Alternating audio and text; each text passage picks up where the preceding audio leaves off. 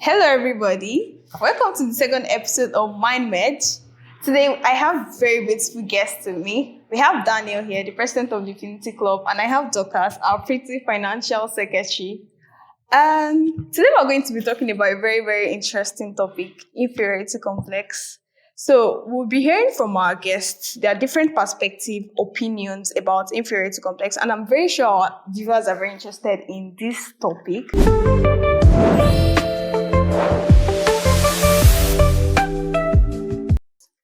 So, Daniel, what is your opinion about inferiority complex? How can you explain inferiority complex?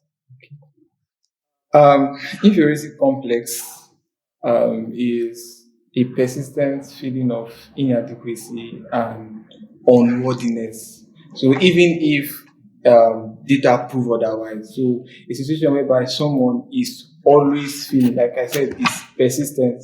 So that situation where you feel unworthy, you are not enough, or it later fades out. But if it becomes chronic and it's persistent, it becomes inferiority complex. And it's quite different from humility. Some people used to mistake it for humility. Humility is constructive, you are just being humble. But inferiority complex is destructive, is damaging to your health and well-being as a person. So, in simple terms, inferiority complex means the feeling of not being good enough. Exactly. Right? Because I remember when I was young, I usually compare myself to others a whole lot. And I feel that's inferiority complex because when I was in school, when you get grades and then we have, there are always competitions when you're in school now, and then there's always somebody up. And sometimes I'm always the second. Then I'll be like, what's happening to me? I think I'm not good enough. Why must this person be the first and I'll be the second all the time? So that feeling of not being good enough is inferiority complex. But still, I still want to hear from Dorcas. Dorcas, in your opinion, what do you think inferiority complex? Okay, so to me, I would like to define inferiority complex according to the person that coined the word inferiority complex. So it was coined by Alfred Adler, and he defined inferiority complex as a persistent feeling of inadequacy, self-doubt. When a person compares herself with someone and then you're feeling worthless, you're feeling like you're not good enough. And he said something that struck me. He said, everybody experiences a temporal feeling of this inferiority, but when it becomes complex and chronic, when it becomes persistent, that's when it turns to inferiority complex. Okay. Yes. I feel inferiority complex is actually a natural feeling. Inferiority complex is not natural, but then there are sometimes that you just feel inferior. But once it gets persistent, then it turns inferiority complex. It's already the person you are, right? Okay, so I'd love to ask another question. What do you think the main cause of inferiority complex is? Do you think it's from upbringing? Do you think it's society? Do you think it's social media? Okay. What is your opinion on this? What do you think is the main cause? So I believe environment plays a very vital role in we humans. You understand? So most of the time, where we grow up, the environment we live in affects our entire well-being. Yeah. Now, inferiority complex, I believe it starts from childhood. Okay. It might also be developed in adulthood, but I feel the first point where it starts from is the family. Now you have family where the parents are always comparing one child to the sibling. There's always comparison among each other, among other family members. You see, even the environment where the child grows up, you're always seeing people doing something or people telling the child that you cannot be this, you cannot do this. There's this sense of impossibility, and always, most times, tells on that individual while growing up. Now, my mom had issues like that while she was growing up because of who she lived with, not because of her parents. Somebody she lived with was always telling her that she was not going to amount to anybody. Now, yes, she did very well later in life, but that complex was still there because she couldn't really relate to other people while she was always feeling small. You get, so the environment, social media, Like today, social media is plays a lot. Yes, that influence the whole Come on. lot. Exactly. You start seeing, yes, and then you feel this person is my age mate. Why am I not doing So, this? that peer pressure. Yes, Sometimes comparison. it can be good for healthy competition. Yes. Like you want to be better, but when A it's whole not lot now, of like you want to withdraw because somebody is already better than you. you don't want to strive again because you feel you cannot be good. Or let's take it as students. You have colleagues or your friends, and you write an exam, and you guys are read together. You now see your results. And then Somebody that you even thought performs better and than having you. B or C, you'll be like, what's going on? Does it mean I'm not good enough? Yes. And most times, instead of the person to like aspire to be better, they Make it withdraw. it should be a inspiration for you to want to do better, to want to do as much as that person. But most of the times you want to Exactly, and it start building up from there. From there, you see that you start feeling less about yourself, Yes, and then you don't just want to put yourself out there because you feel you're not doing enough. You're not doing as much as the society expects you to do. Exactly. Okay. So sorry, it's one thing. Like I was reading something about anger one time, and it said most times it's caused by expectation and judgment. So there's some kind of expectation we have about ourselves or about how others should see us, and when that expectation is not what we are seeing, it makes us to rethink that I don't think I'm really good. I don't think I'm doing it the right way. I'm not doing something right, and we tend to like overcompensate. And that period is already showing that we are insecure with ourselves. You understand? Yes. So, Dorcas, I would like to ask you this question. Have you ever experienced the feeling of inferiority complex in your life or at work or in school? Any point of your life? Yes. Okay, please share. Okay, definitely. So I have a twin sister, and then we wrote jam together. I wrote her post UTME, and then she gained admission before me. But take notes in terms of jam results and all, I had a better score, and then it was looking like I was going to gain admission. Well, she gained admission before me, and then it was a whole year for me. I had to stay back for a whole year. So I was just feeling like I was just at home doing nothing. So I was just feeling worthless. I was like, see, my sister is in school. Me, I'm still here. I have to wait 1 year before her. So it was that year was a lot for me. And nobody knew about it. Even my mom had to make her to be coming back every day, but it still wasn't good enough for me because I was like, she's in school. Me, I'm already staying 1 year back. When will I start my life? No, I'm not good enough. Like it was a really tough time for me. Something you said that nobody knew about it. I think most times when somebody has inferiority complex, a lot of people don't know. Yes. You just like you're just slouching and reducing yourself and masking it. So a lot of people I just don't went know. into my own shell. I wasn't there anymore. Like I was just becoming cold enough. Okay. Okay. How did you overcome it? Do you want me to share that now? No, we'll talk about it later. Okay. So to the next question, Daniel, I think the question is for you. So from your perspective, how do you feel young people struggling from inferiority complex? What are the signs? What are the signs that they show that you see that, oh, this person is actually suffering from inferiority complex? What are the common signs? Okay, so to most people, they don't really show it out because they tend to mask it. Yes. So one major thing is withdrawal. You get when they start exhibiting the sign of inferiority complex, especially from childhood, you tend to see that person holding back from things. Like there's a competition that this person is Can good. do it. Remember Yes. the definition I gave is persistence, sense of inadequacy, Yes. even if is proving otherwise. Even if there are records that show that this is not this person, Right, you get, but the person just feel is unworthy. Okay. You get, so that this person is good for this role, or this person can do this, or this person can be in this sector, but they just tend to pull back, not because they are humble, but deep down in themselves, they just feel I cannot.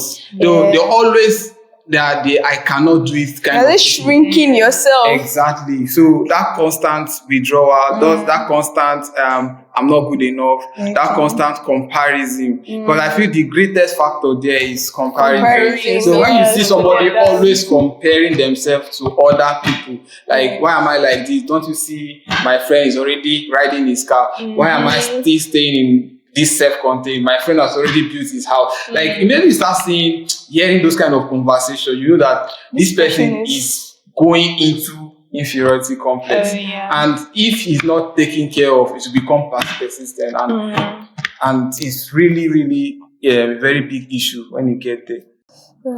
Dorcas, from your perspective, how do you think young people show signs of inferiority complex? Okay, firstly, they're always seeking validation from other people.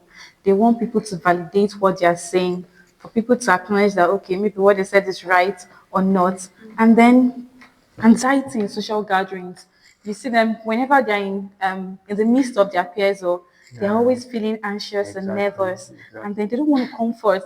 They have something to say, but they don't want to voice out their ideas. So that's like one of the few ways I feel like people show signs of inferiority complex. In my opinion, I feel jealousy is a sign of inferiority complex. For example, in a friendship, when you're in a friend relationship, right? Maybe your friend is someone with high self-esteem, someone that loves to put themselves out there, and that's supposed to be a point of motivation for you to do better. But then, because you have inferiority complex, you start to feel jealous to be jealous. What they have. Yes, you start to you want to put yourself in their shoes. You start to compare yourself to them, and then you start to there's this thing of jealousy, feeling of jealousy that you might not even know that you're feeling jealous. You start to it just emanates from I think people like that, they tend to forget what they've achieved and start focusing on what other people have achieved. Especially if you're close with that person. Yeah. Okay, so that's the next question. So that Daniel, this question is for you. In Nigeria, or Africa at large, do you think our cultural or societal expectations add to this feeling of inferiority complex? Does it add to it? Yes. The cultural society is a very major factor that influences inferiority complex, because in Nigeria or societies, there is just this expectation of how people should be, or how the life, just as if there's a life expectation, a life pattern that's so age. Let me use the ladies for example. So there are some societies that believe in Nigeria that at age 18 you should be in your husband's house. So even no matter what the girl is achieving, she just believes that at so age I should be here, because that's like a culture. You understand? They don't feel women should live above 25 without being in their husband's house. You get? So when the lady gets to that point and they are not married, what happened? They start, and they are seeing their mates, married. They start feeling the sense of they are not good enough. Nobody wants them. Okay. Like even while growing up, my dad told me the reason why he got married on time was because of where he was living. Okay. So he was doing his business in the north, and most of them do not take him seriously. Why? Because he was single. Like he has to be married. That's quite interesting. Yes, they feel that you become responsible when you are married. My dad married when he was very, very young. Why? Because he wants to be part of that society. He wants to do his business very well. Now, so imagine people that are still striving and cannot maybe get married at that time. So the whole society just in that period, in that era, just assume you are not part of us or you are not responsible. Why? Because they are not married. So this is just like an example. There are other factors that society or the cultural differences or the cultural setting in a particular place can influence inferiority complex. So, Jokers, I have a question for you. How does inferiority complex affect relationships and growth, like self-growth? How do you think it affects it?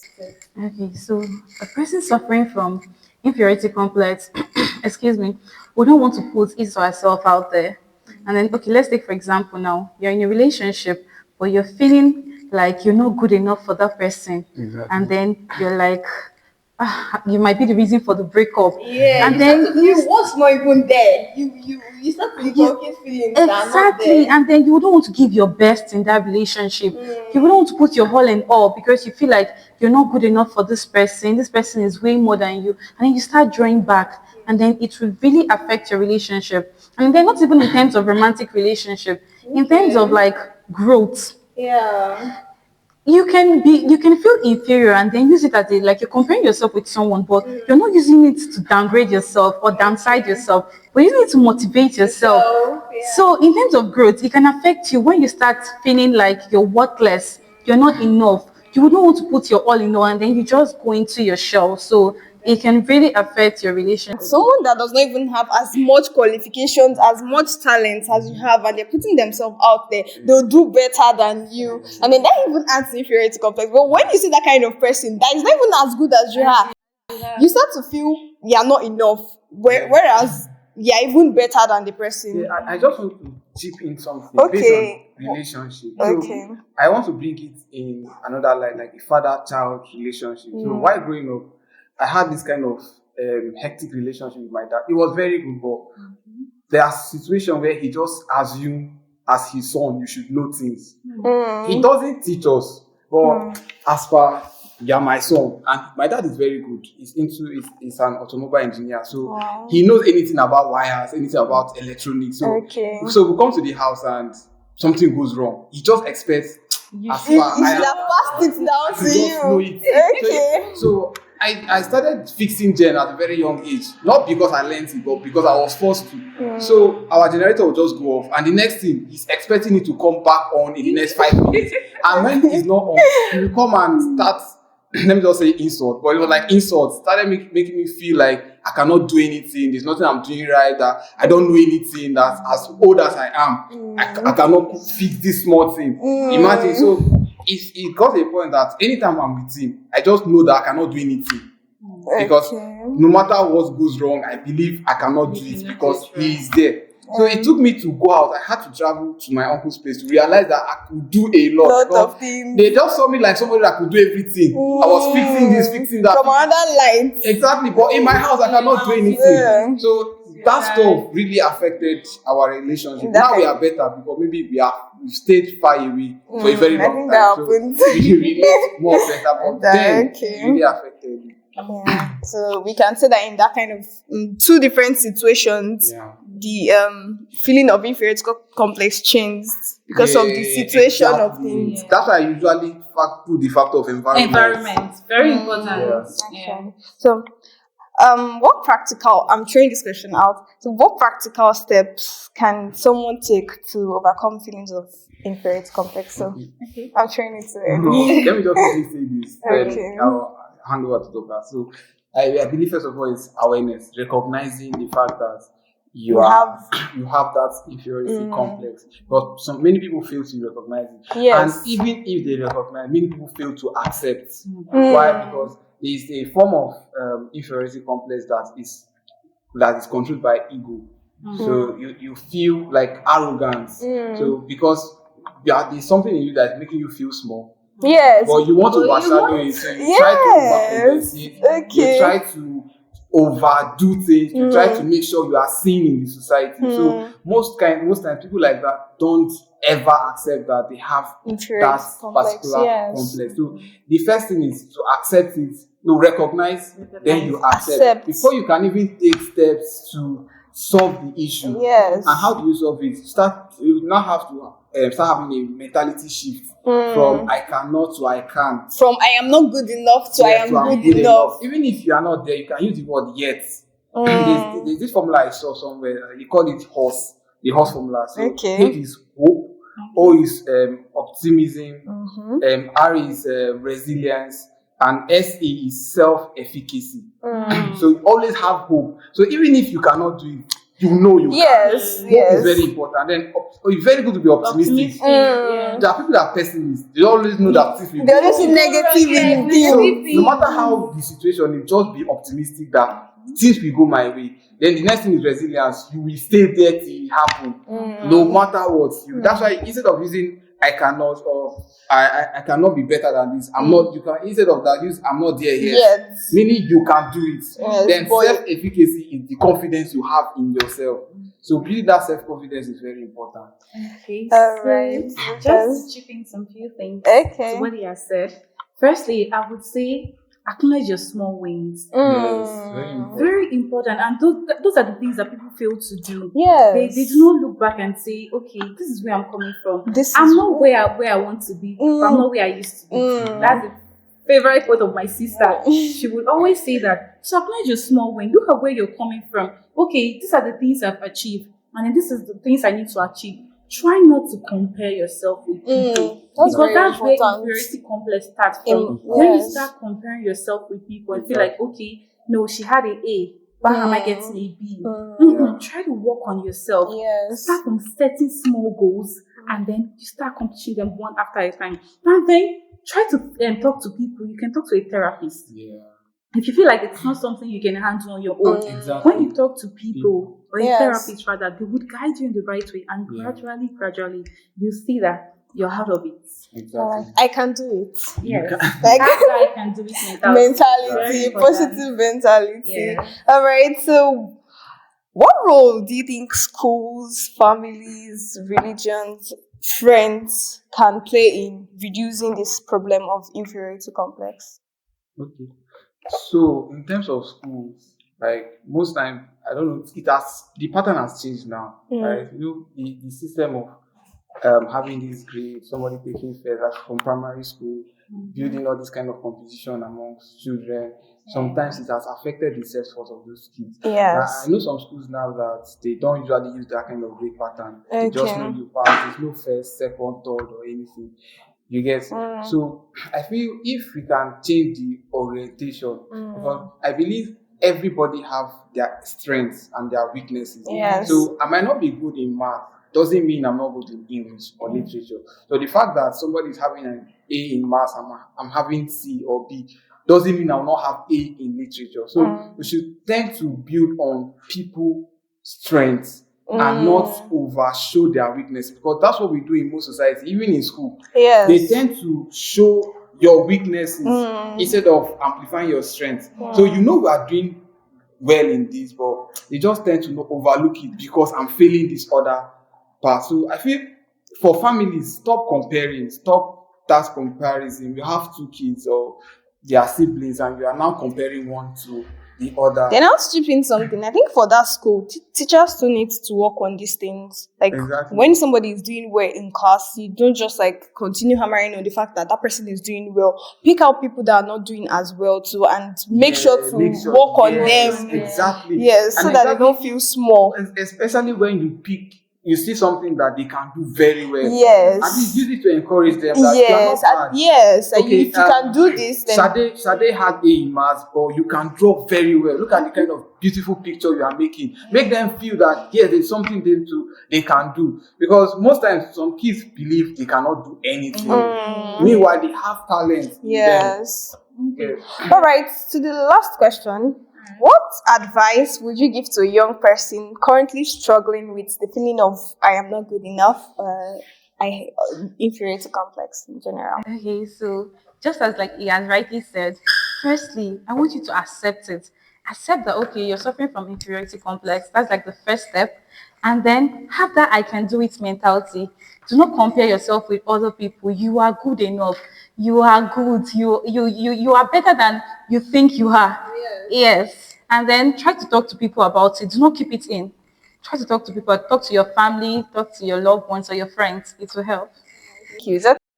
Daniel, what advice would you give to somebody suffering from inferiority complex? First of all, appreciate your progress. So instead of comparing yourself to people, compare yourself with yourself. So use your past achievements or what you did in the past and what you aim to achieve. Then look at your efforts. But for you to know your performance is from your own effort, not from someone else's effort. So if you see your effort and know that, yes, I put in a lot of effort here and I got this, what did I do wrong? So instead of you using another person to validate yourself, use your efforts. It's not bad to have a template, having healthy competition or having mentors to inspire you. But it should be for the sake of inspiration, not for the sake of competition or that can lead to destruction. But instead, use what you've been able to achieve by yourself. You understand? Yes. So if you can compare your past and the trajectory you set for yourself for the future, be able to live life better. But the first thing to come out from that complex is to love yourself. So once you love yourself, it should be easy for others to see you the way you see yourself, and it should be easy for them to take you for who you are and not just the place you place yourself.